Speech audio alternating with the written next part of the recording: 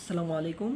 যে আজকে আমরা হলো এসএসসির অর্থাৎ ক্লাস 9-10-এর ইউনিট 2 ক্লাইমেট চেঞ্জ নিয়ে আসলে ক্লাইমেট চেঞ্জের লেসন 1 নিয়ে আজকে আমরা আলোচনা করব।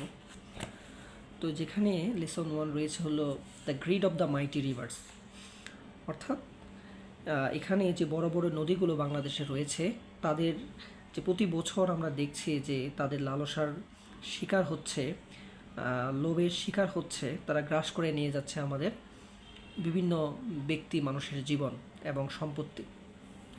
তো আজকে আমরা লেসন 1 নিয়ে আলোচনা করব, যেখানে আমরা দেখছি যে লেসন 1টির নাম হলো the grid of the mighty reverse. Grid মানে হলো লোভ, গ্রিড মানে হলো লোভ, যেটার অ্যাডজেক্টিভ হলো লোভী, যেটা আমরা গ্রিডি নামে আমরা জানি আর কি। অফ দ্য মাইটি রিভার্স, মাইটি শব্দটি এসেছে হলো মাইট থেকে। মাইট মানে শক্তি আর মাইটি মানে শক্তিশালী। সো শক্তিশালী যে বাংলাদেশে নদীগুলো রয়েছে, বড় বড় নদী, সেগুলোর যে লোভ, সে বিষয়টা নিয়ে আলোচনা করছে এই প্যাসেজটি। তো এই প্যাসেজটি আসলে মূলত হলো একজন ভিকটিম, যিনি হলো রিভার ইরোশন, নদী ভাঙ্গনের একজন ভিকটিম। তিনি হলো নাম হলো মেহেরজান, তার বিষয় নিয়ে আলোচনা করেছে। মূলত মেহেরজান আসলে পুরো যারা হলো নদী ভাঙনের যারা শিকার, ভিকটিম, তাদের রিপ্রেজেন্টেটিভ। সেই হিসেবে আসলে মেহেরজানকে একটা সিম্বল, মেহেরজান যে যে কীভাবে আসলে নদী ভাঙনের কবলে পড়ে মানুষের সুন্দর জীবন কীভাবে নষ্ট হয়ে যেতে পারে, সেই বিষয়টা নিয়ে আসলে এখানে এই আলোচনা করছে। তো আমরা কথা না বাড়িয়ে আমরা প্যাসেজটা শুরু করি। মেহেরজান লিভস ইন ইসলাম। মেহেরজান হলো এক বস্তিতে বাস করে। এখানে ইসলাম মানে হলো বস্তি। কোথায় বাস করে? বস্তিতে বাস করে। সে বস্তিটা কোথায় অবস্থিত? আমরা দেখছি যে on the Sirajganj town protection embankment. Sirajganj যে শহর রক্ষা যে বাঁধ, এমব্যাঙ্কমেন্ট শব্দের অর্থ হলো বাঁধ, শহর রক্ষা যে বাঁধ, সেটার উপরে উনি বসবাস করেন। পরের লাইন আমরা দেখছি, the whispering wind from the river Yamuna makes the fire unsteady. The whispering wind from the Yamuna, river Yamuna. তো এখানে basically Yamuna one of the mighty rivers of Bangladesh, আমরা নিশ্চয়ই জানি, পদ্মা, মেঘনা, যমুনা। তো যমুনার থেকে যে উইন্ড আসছে, বাতাস, হুইসপারিং, হুইসপারিং মানে হলো ফিস ফিস করা, যেহেতু তীব্র বাতাস এখানে প্রবাহিত হচ্ছে বোঝা যাচ্ছে, তো এই জন্য বলা হয়েছে হুইসপারিং উইন্ড। হুইসপারিং শব্দটি উইন্ডকে মডিফাই করেছে। হুইসপারিং এখানে হলো অ্যাডজেক্টিভ, যেটা হলো প্রেজেন্ট পার্টিসিপল। আমরা নিশ্চয়ই অবগত রয়েছি প্রেজেন্ট পার্টিসিপল মানে হলো ভার প্লাস আইএনজি, যেটা অ্যাডজেক্টিভ হিসেবে কাজ করে। আর অপরদিকে জেরান্ড হলো সে শব্দটি ভার প্লাস আইএনজি, যেটা নাউনের কাজ করে। সো এই দুটোর মধ্যে আমরা পার্থক্যগুলো বুঝতে হবে। The whispering wind from the river Yamuna, Yamuna নদী থেকে যে ধরনের ফিসফিস করে যে বাতাস, সেটা মেক্স দ্য ফায়ার আনস্টেডি। যে মেহেরজান, যিনি হলো তার কুকিংয়ের জন্য রান্নাবান্না চুলায় আগুন জ্বালিয়েছেন, সেই বাতাসটাকে আনস্টেডি করে ফেলছে। স্টেডি শব্দটির অর্থ হলো স্থির, আর আনস্টেডি এটার অপোজিট ওয়ার্ড হলো অস্থির, মানে বাতাসটা যে আগুনটা সেটা স্থির হচ্ছে না। এই শব্দটি, এই লাইনটি আসলে একটা ম্যাটাফরিক্যাল একটি লাইন, যেটা আসলে রূপক অর্থে ব্যবহার করছে। যে লাইনটি দ্বারা আসলে মেহেরজানের যে জীবনের যে আপস অ্যান্ড ডাউনস, সে বিষয়টাই তুলে ধরা হয়েছে। এর পরের লাইনে আমরা সেই বিষয়টা তুলে ধরেছে। The dancing flames remind, dancing flames অর্থাৎ যে ফ্লেমটা, আগুনের যে ফ্লেমটা অস্থির হচ্ছে বাতাসের কারণে, সেই ফ্লেমটাকে বলা হয়েছে ডান্সিং ফ্লেমস, অর্থাৎ ফ্লেমটা স্থির না। সেটা রিমাইন্ড মেহেরজানকে স্মরণ করিয়ে দিচ্ছে কী বিষয়ে? The turmoil in her life. Turmoil মানে হলো আপস অ্যান্ড ডাউনস, তার জীবনে যে বড় উত্থান পতন ঘটে গেছে বিকজ অফ রিভার ইরোশন, সেই বিষয়টাই এই আনস্টেডি ফায়ার স্মরণ করিয়ে দিচ্ছে মেহেরজানকে। সো আমরা বুঝতে পারছি বিষয়টা। এরপরের লাইন আমরা দেখতে পাচ্ছি, নট লং এগো, বেশি দিন হয়নি, মেহেরজান হ্যাড এভরিথিং, মেহেরজানের সব কিছুই ছিল। এখন যেহেতু মেহেরজানের আগের একটা অবস্থাকে প্রকাশ করেছে, এজন্য আমরা দেখছি এখানে পাস্ট টেন্স এর ব্যবহার হয়েছে, যেহেতু বলেছে অনেক দিন, নট লং এগো, বেশি দিন আগে না, অর্থাৎ যখন বর্তমান থেকে পিছনের দিকে আমরা যাব তখন সেটা আমরা ইউজ করব পাস্ট সিম্পল। বেশি দিন হয়নি মেহেরজানের এভরিথিং, মেহেরজানের সব কিছু ছিল। এভরিথিং বলতে এখানে কি ব্যবহার করেছে সেটা একটা ড্যাশ চিহ্নের মাধ্যমে বলেছে। এ ফ্যামিলি, তার পরিবার ছিল। অ্যারেবল ল্যান্ড, অ্যারেবল ল্যান্ড মানে হলো চাষযোগ্য জমি। অ্যান্ড ক্যাটেল, ক্যাটেল মানে হলো গৃহপালিত পশু, অর্থাৎ তার সব কিছুই ছিল। She had a happy family, তো তার সব কিছুই ছিল, ফ্যামিলি ছিল, চাষযোগ্য জমি ছিল এবং ক্যাটেল গৃহপালিত পশু ছিল। The erosion of Yamuna gradually consumed all her land property. তাহলে এখানে যমুনা নদীর ভাঙন আমাদের প্রশ্নে যখন আসবে যে কোন নদীর ভাঙনের কারণে মেহেরজান ক্ষতিগ্রস্ত হয়েছে, আমরা অবশ্যই লিখব the Yamuna, the river Jamuna.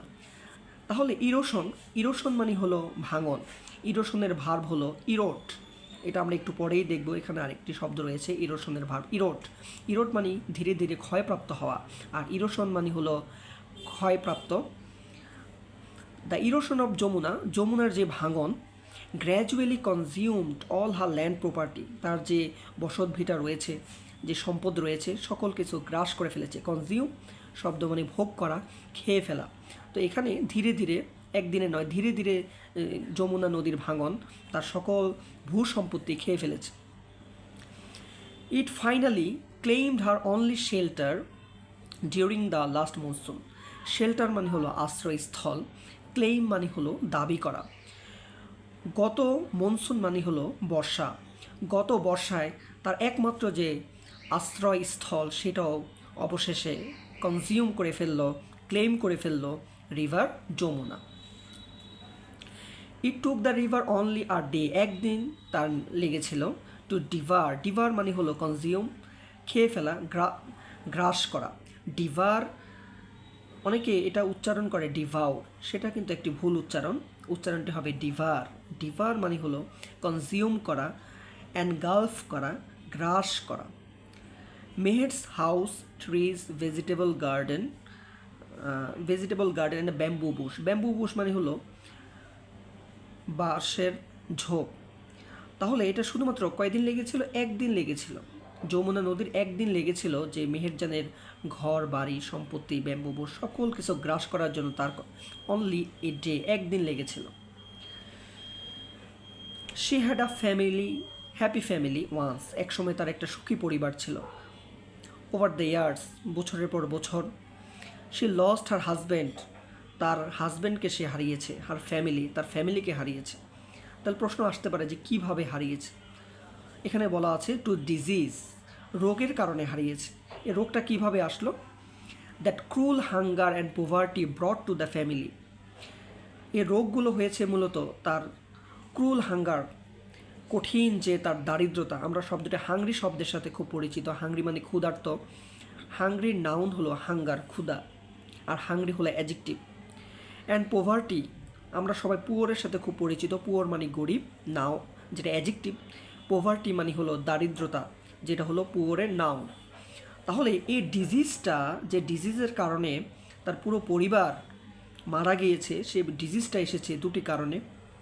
একটা হলো চরম ক্ষুধা এবং দারিদ্রতা, যেটা তার পরিবারে নেমে এসেছিল।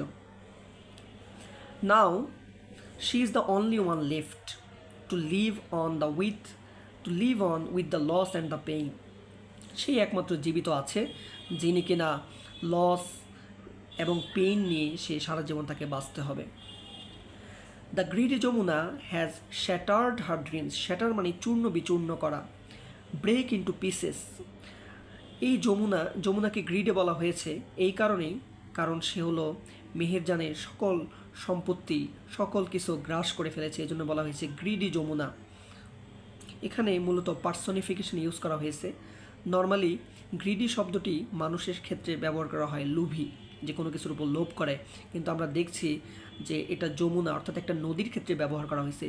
অর্থাৎ যমুনা এই বস্তুটিকে পার্সনিফাই অর্থাৎ ব্যক্তি রূপ দেওয়া হয়েছে, এই জন্য এটাকে বলা হয়েছে greedy. The greedy Yamuna has shattered her dreams and happiness, তার সকল স্বপ্ন এবং সুখকে চূর্ণ বিচূর্ণ করে দিয়েছে। পরের লাইন আমরা দেখছি, there are thousand others waiting to share the same fate like Meherjaan. এখন আগের যে অংশে আলোচনা করেছে শুধু মেহেরজানকে নিয়ে, এখন আমরা দেখছি যে মেহেরজান আসলে ছিল একটা ভিকটিম। এখন আমরা বলছি এখানে যে হাজার হাজার মানুষ এখন অপেক্ষা করে আছে মেহেরজানের মতো। লাইক অর্থ আমরা নিশ্চয়ই জানি পছন্দ করা, তবে লাইক শব্দটি এখানে প্রিপোজিশন, কারণ এরপরে আমরা দেখছি নাউন। আমরা নিশ্চয়ই জানি যে প্রিপোজিশনের পর নাউন অথবা প্রোনাউনের অবস্থান। তো এখানে হলো লাইক হলো মতো, লাইক মানে হলো মতো, ফেট মানে হলো ভাগ্য, ফেট মানে ভাগ্য।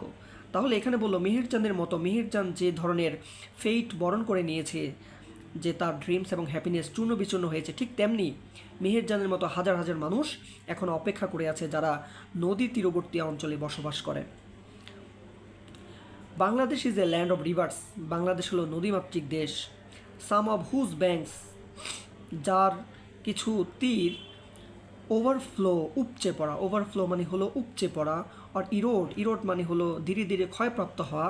এই যে আমরা একটু আগে বলেছিলাম যে ইরোশনের ভার্ব হলো ইরোড মানে মুছে যাওয়া, ধীরে ধীরে ক্ষয়প্রাপ্ত হওয়া।